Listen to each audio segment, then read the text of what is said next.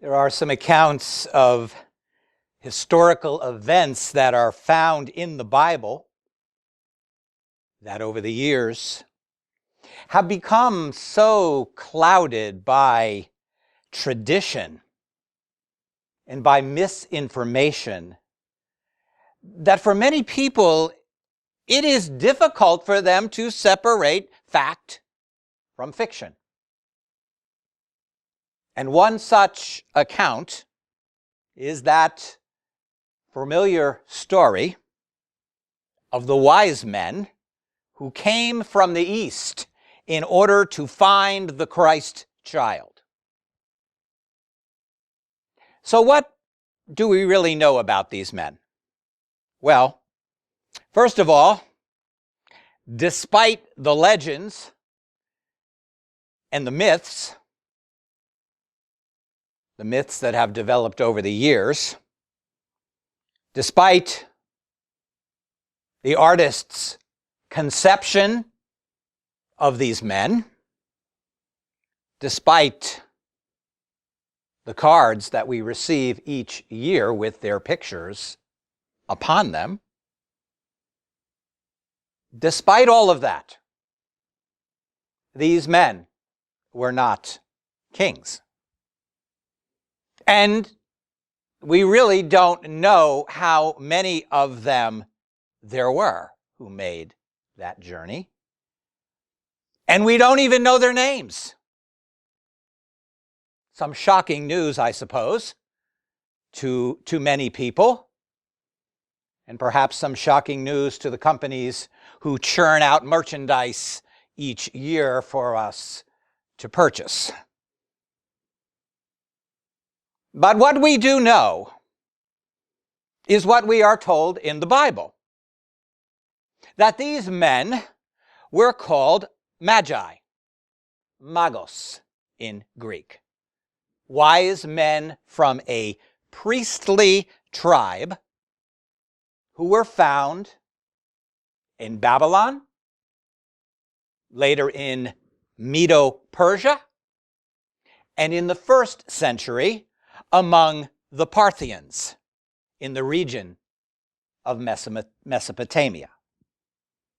And we know that these men were skilled in mathematics and in architecture and in agriculture and in astronomy and in astrology. They were respected leaders who mixed science with the occult. They were statesmen who were experts in the law. Powerful men who determined who would become king and who would remain king within their culture. So they were very influential in the politics, in the direction of their nation. And even though at the time of Christ, Rome dominated the known world, in the East, the Parthians continued to exert pressure upon Rome, and they continued to fight against Rome at times. And you might also recall that as far back as Daniel, some 600 years before the birth of Christ, these Magi are mentioned as highly respected people within the nation, respected by the leaders, respected by the people, because they were the interpreters of dreams.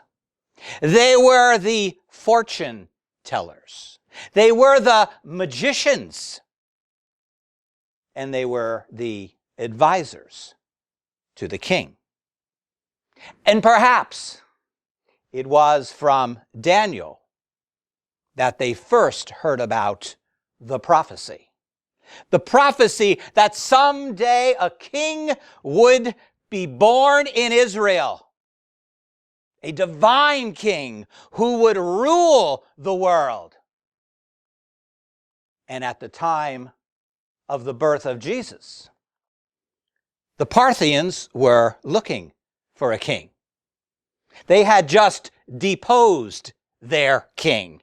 And so they were looking for someone who would be strong enough to rise up and defeat the Romans. So now we're told in verse 1 of Matthew chapter 2 that after the birth of Jesus, after he was born in the village of Bethlehem, in the province of Judea, after he was circumcised on the eighth day after his birth, after he was brought to Jerusalem by Joseph and Mary some 33 days after his circumcision in order to present this child to the Lord, after all of these things were done, according to the commandments of the Scriptures, at that point, Joseph and Mary returned to Bethlehem to wait on the Lord, to wait for further direction regarding this child, Jesus.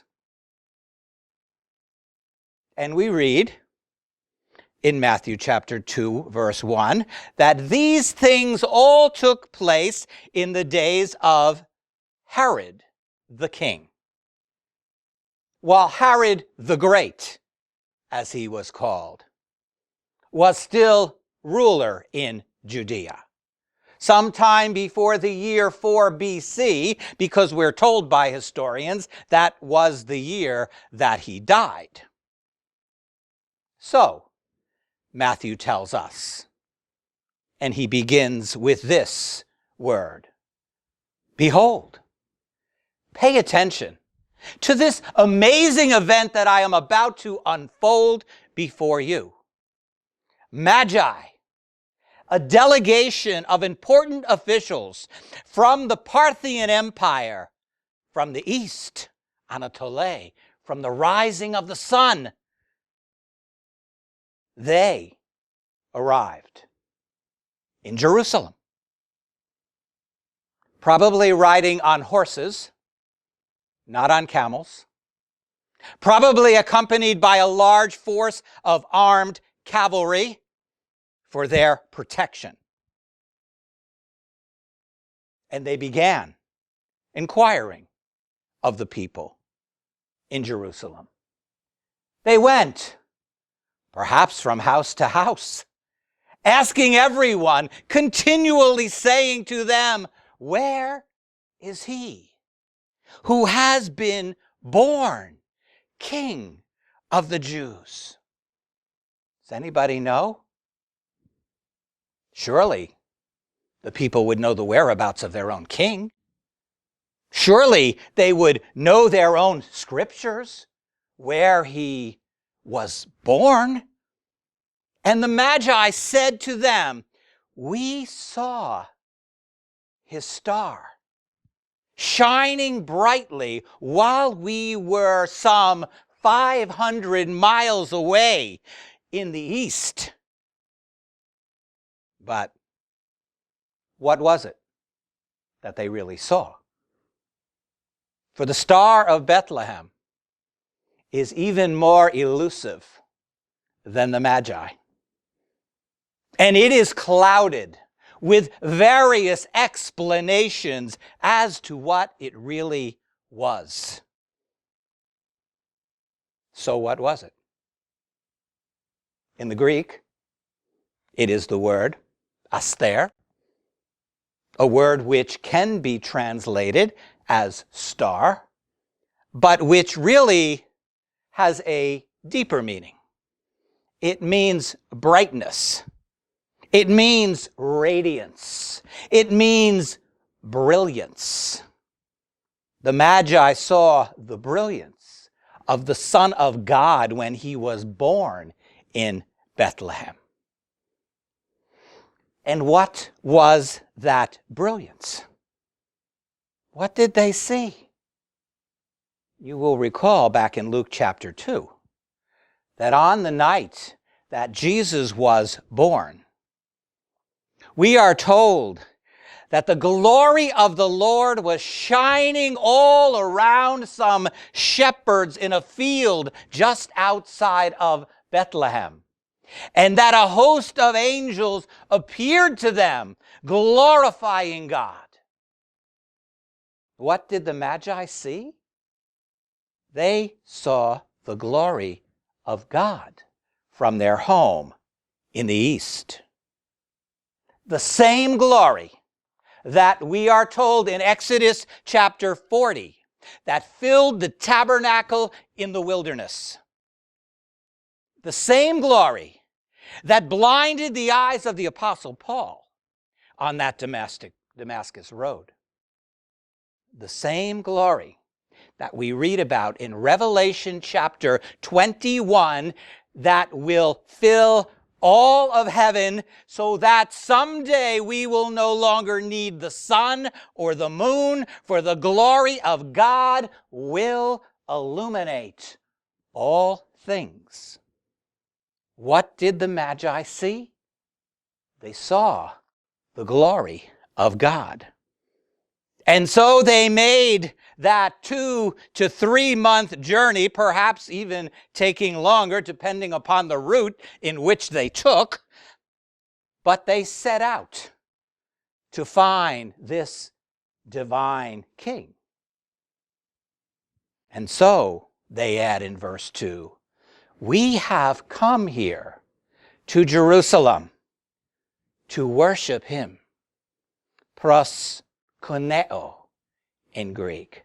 To fall down at his feet and to offer our adoration to him as God, as King. They were looking for the King of Kings. They were looking for Jesus, who we are told in Revelation 22:16 is the bright morning star. And it says in verse 3 that news about these men and their questions reached Herod the king. He heard about these powerful representatives of a foreign government who were looking for a child whom they called the King of the Jews. And we're told he was troubled. Tarasso in Greek. He was greatly agitated. He was full of anxiety. He was shaking with rage and with fear. The Roman Emperor, Caesar Augustus, and the Roman Senate had given him the title of King of the Jews. And he was not about to relinquish his throne to a child, even if that child was the Messiah. And Matthew adds this in verse 3, that all of Jerusalem was stirred up along with Herod. Herod was cruel. He was ruthless, and the people knew that he would meet this threat to his throne with violence and with bloodshed. And they didn't want their lives disrupted by these things. But Herod was also shrewd. He was cunning.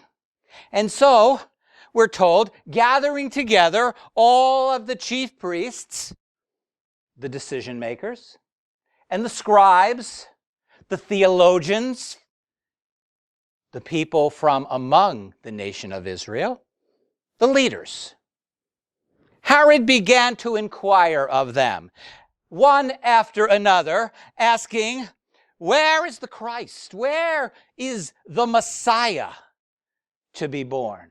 He didn't know the answer. Didn't know the scriptures. He was seeking information. He was seeking information so he could crush this threat to his power. And the religious leaders, the political leaders in the nation, responded, and they said in verse 5 to him, in Bethlehem of Judea, about 6 miles south of here, That's where you can find them. Because it has been written in the scriptures by the prophet Micah, in Micah 5:2, where he wrote these words hundreds of years ago, where it says, "And you, Bethlehem, a name which means house of bread, the birthplace of David, the king, Bethlehem in the land of Judah, though you are small, you are not the least. Elah, Hestos, you are not insignificant among the leaders of Judah. Though men may not value you, God sees great value in you." Why? He says, "For out of you shall come forth from the glory of heaven a ruler, a leader, a king, the bread of life." And they add these words, or perhaps Matthew added these words in verse 6, quoting from 2 Samuel chapter 5 and 1 Chronicles chapter 11, where it says this, "A ruler shall come forth who is like David, and who will shepherd Pormino, who will care for and nurture my people Israel with justice and with righteousness forever." Well, wouldn't you think that these religious leaders just might be interested to go to Bethlehem and to see if this prophecy had been fulfilled? I mean, after all, this was their king. This was their Messiah. Well, you might think that they would be interested in these things. After all, they had been waiting for hundreds of years for their Messiah to come, but that is not the case. They are like some people today. They had no interest, no real interest in a relationship with God, only in giving the appearance of a relationship with Him. And then we are told Herod secretly called the Magi together, Lathra, without the knowledge of anyone. He had a private meeting with them, and it says he ascertained from them, akriboo, he conducted a thorough investigation. And he determined the time, chronos, the exact time, that the star had appeared to them. Well, he had not seen the star when it appeared, nor was it visible now. Otherwise, he would not have needed to question the Magi. And then we're told, verse 8, he sent them away. He sent them to Bethlehem. And he said to them in verse 8, "Go forth, go on your mission, and make a careful search for this child, and question those who are in Bethlehem. Make a thorough investigation of these things. And when you have found him, then report this information to me, so that I too might come and worship him as king."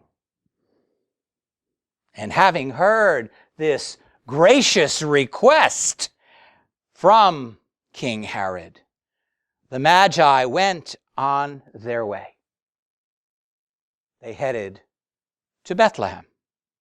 And lo, Matthew says in verse 9, listen to this. This elusive star, the brightness of the glory of God, which they had seen when they were in their home, when they were in the east, this glory reappeared to them. And it went on before them. And you might ask this question: Well, if they saw the glory of God, why didn't Herod see it? Why didn't the chief priests and the scribes see it? Why didn't the people of Jerusalem see it? That certainly is a good question. Well, you may recall in Exodus chapter 14 that as the children of Israel left the land of Egypt and they started on their journey to the promised land, the Lord provided them a pillar of fire by night to give light to the people, to help them understand and know the direction in which they should travel. Yet, we are told, the Egyptians pursued them, and when they pursued them, the Lord placed a pillar of clouds between them and the children of Israel. So what did the Egyptians see? All they saw was darkness. What is light to some people is darkness to others. Some are blinded by the darkness of their sin. They are blinded by the darkness of their unbelief, while others see the light of the glory of God in the face of Jesus Christ. And so, the Magi followed the glory of God until, we're told, it came and stood over the place where the child was. And Matthew's comment in verse 10 is that when they once again saw the star, they rejoiced exceedingly with great joy. They couldn't contain themselves. They were overwhelmed by the expectation of finally seeing the King. And by this time, the child was no longer in a stable. He was no longer in a cave. But it says in verse 11 that Joseph and Mary and Jesus were in a house, oikia in Greek, in a dwelling place.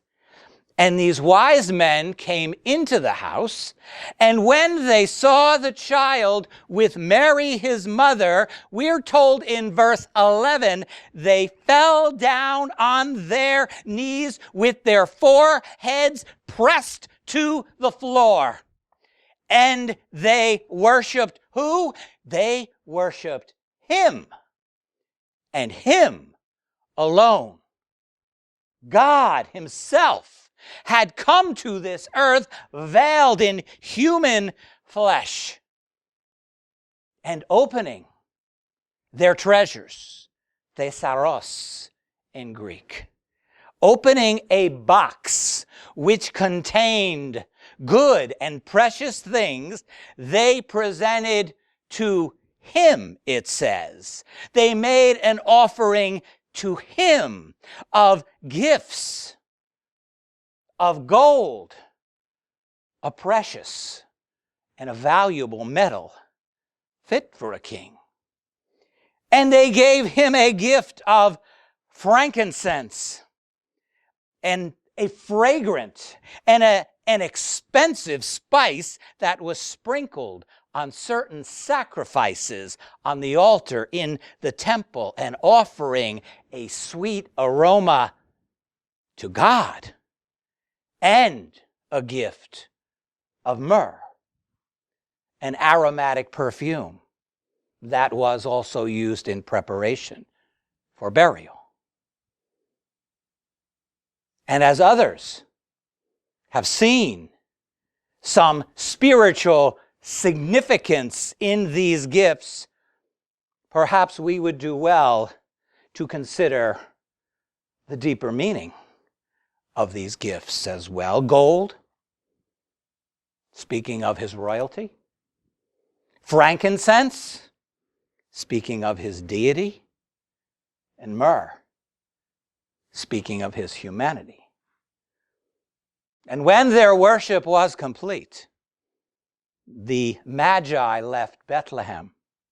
And having been warned by God in a dream, we're told, receiving a divine revelation not to return to Herod, being informed of his evil intentions, they departed to their own country, heading east once again, east of Bethlehem, but, we're told, traveling by another way to avoid giving a report to Herod of the location of the child. And so, they carried the message of the birth of the King of Kings all the way home to Mesopotamia. And so, in considering this amazing story, where do we fit in with this group of people? Well, Herod wanted to destroy the child. He just wanted to get rid of him. Jesus was a threat to him, the way that he seems to be a threat to some people. The religious leaders from the nation of Israel, well, they didn't seem to be interested in Jesus at all, did they? They were satisfied. They were content to live without him, the way that some people are content to live without Jesus. What about the people in Jerusalem? We're told they were troubled. They were troubled by Jesus. His presence might disrupt their lives, the way that some people think Jesus will disrupt their lives. But those wise men, they rejoiced.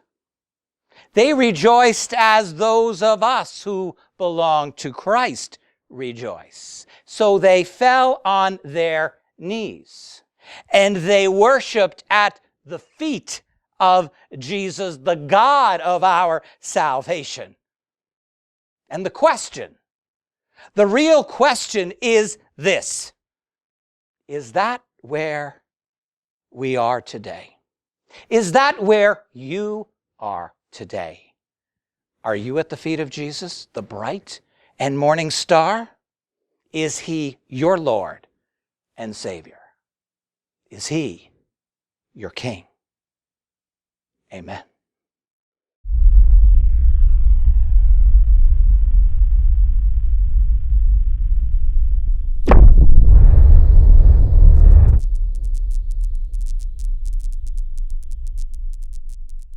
You've been listening to Bruce David Bell, pastor of Berean Bible Fellowship. If the Lord has ministered to you through this message and you would like more information, then visit us on the web at bbfva.org.